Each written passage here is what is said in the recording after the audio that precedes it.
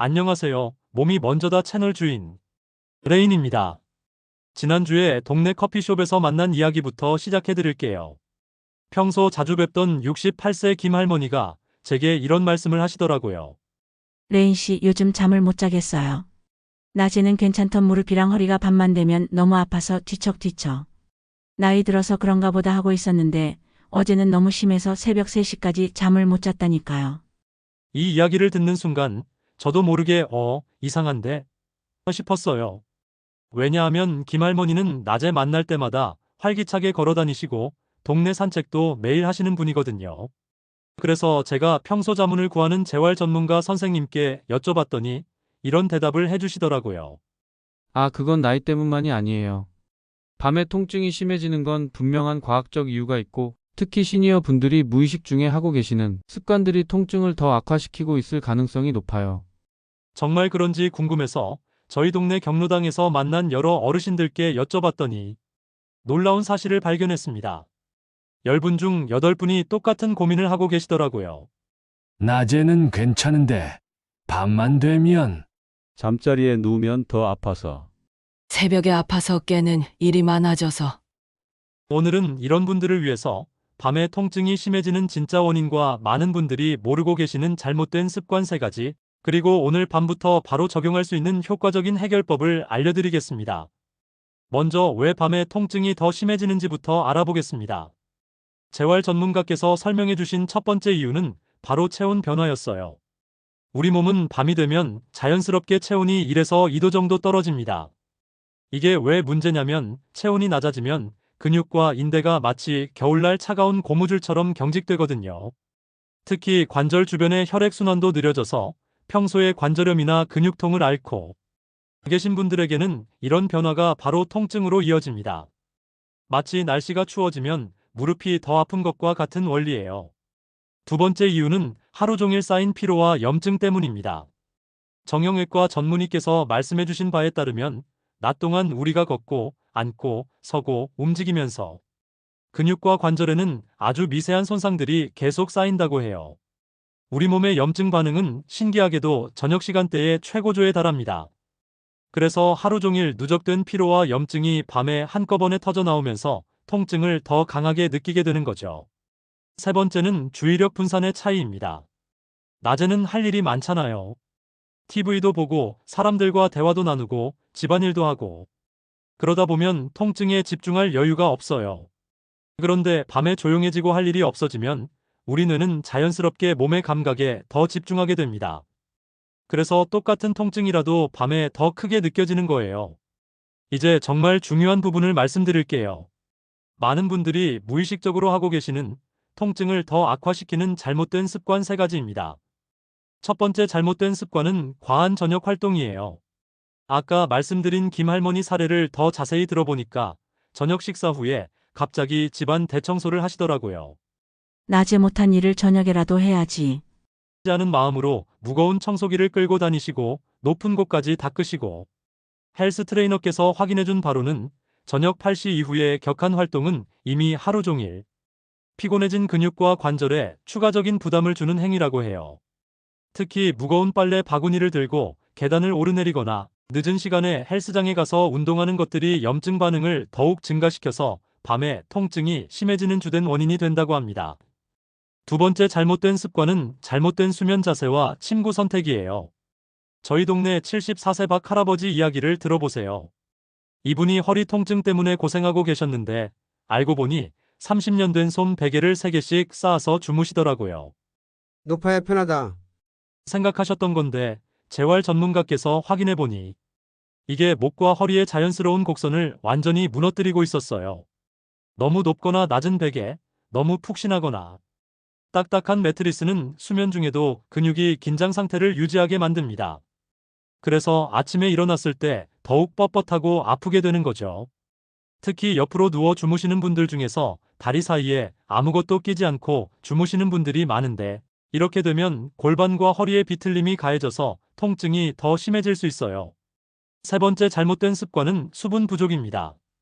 영양 전문가와 상담한 결과 나이가 들수록 갈증을 덜 느끼게 되어서 물 섭취량이 자연스럽게 줄어든다고 해요. 그런데 우리 관절 사이의 윤활액은 대부분이 물로 이루어져 있거든요.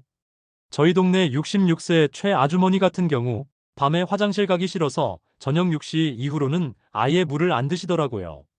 그런데 이렇게 되면 밤사이 관절이 더욱 건조해져서 작은 움직임에도 뻣뻣함과 통증을 느끼게 됩니다. 그렇다면 이런 통증을 어떻게 줄일 수 있을까요? 지금부터 오늘 밤부터 바로 실천할 수 있는 효과적인 방법들을 알려드리겠습니다. 첫 번째 해결책은 밤 9시 전후 미지근한 물 한 잔과 가벼운 스트레칭입니다. 재활 전문가께서 추천해 주신 방법인데요. 저녁 9시경에 미지근한 물 한 잔을 조금씩 나눠서 천천히 드시고 5에서 10분 정도 아주 가벼운 스트레칭을 해보세요. 목을 좌우로 천천히 돌리고 어깨를 위아래로 부드럽게 움직이며 허리를 살짝 비트는 동작만으로도 충분합니다. 여기서 정말 중요한 포인트는 가볍게 하는 거예요. 격한 동작은 오히려 근육을 자극해서 통증을 악화시킬 수 있거든요. 물을 마실 때도 한 번에 벌컥벌컥 마시지 마시고 입에 머금었다가 조금씩 삼키시면 밤에 화장실 가는 횟수도 줄일 수 있어요. 두 번째는 효과적인 지압 포인트 마사지입니다. 운동 전문가가 추천하는 방법을 소개해 드릴게요. 허리 통증이 있으신 분들은 허리 양쪽 척추에서 약 2-3cm 정도 떨어진 지점을 찾아보세요. 이 부분을 엄지손가락으로 부드럽게 10초 정도 누르고 5초 쉬는 것을 5에서 7회 정도 반복해 주시면 됩니다. 이 부분은 한의학에서 신수혈이라고 부르는 중요한 혈자리인데 허리 근육의 긴장을 풀어주는 효과가 있어요. 무릎 통증이 있으신 분들은 무릎 뒤쪽 오금 부분을 양손으로 감싸고 부드럽게 주물러 주세요. 이 부분에는 혈액순환을 돕는 중요한 혈자리들이 모여 있어서 무릎 주변의 혈류를 개선해 줍니다. 어깨 통증의 경우에는 목과 어깨가 만나는 지점에서 어깨 쪽으로 약 3cm 정도 되는 지점을 찾으세요. 이곳을 원을 그리듯이 부드럽게 마사지해 주시면 됩니다. 이 부분은 견정혈이라고 해서 어깨 근육의 긴장을 풀어주는 대표적인 혈자리예요. 세 번째는 침구류 점검 및 교체입니다. 정형외과 전문의께서 알려주신 간단한 체크 방법이 있어요. 베개 높이는 벽에 등을 대고 서서 목과 벽 사이의 거리를 재보시면 됩니다. 그 거리가 바로 여러분에게 적절한 베개 높이예요.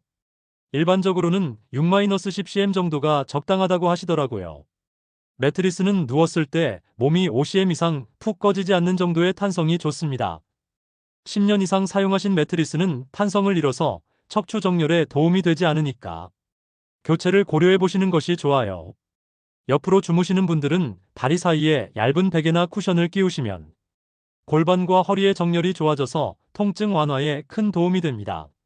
하지만 여기서 정말 중요한 주의사항들을 말씀드려야겠어요.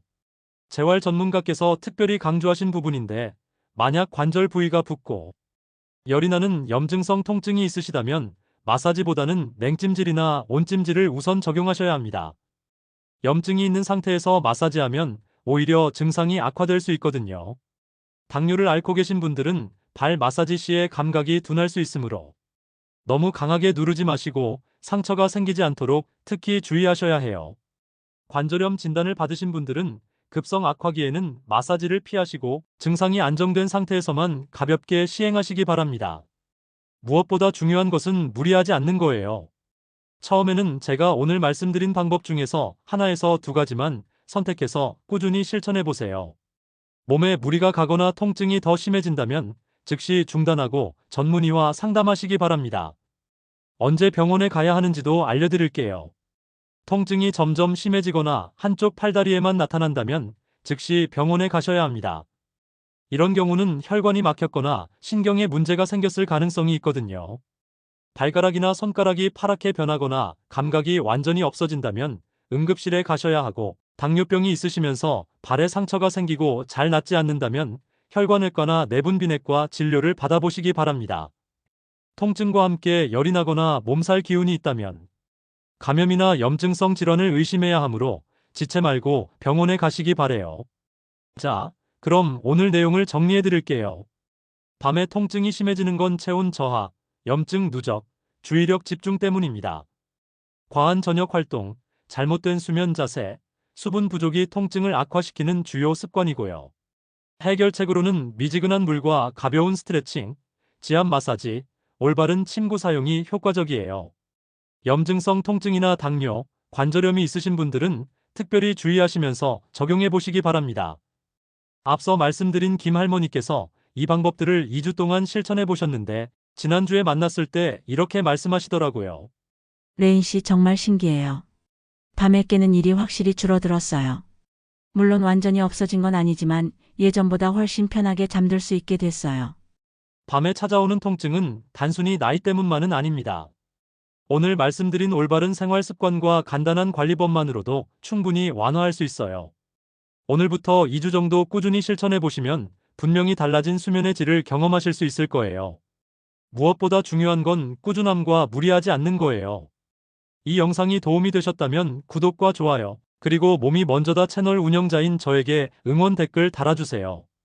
어떤 방법이 가장 도움이 되었는지도 댓글로 알려주시면 앞으로 더 좋은 정보로 찾아뵐게요. 건강한 밤, 편안한 잠자리로 활기찬 하루를 맞이하시길 바랍니다. 감사합니다.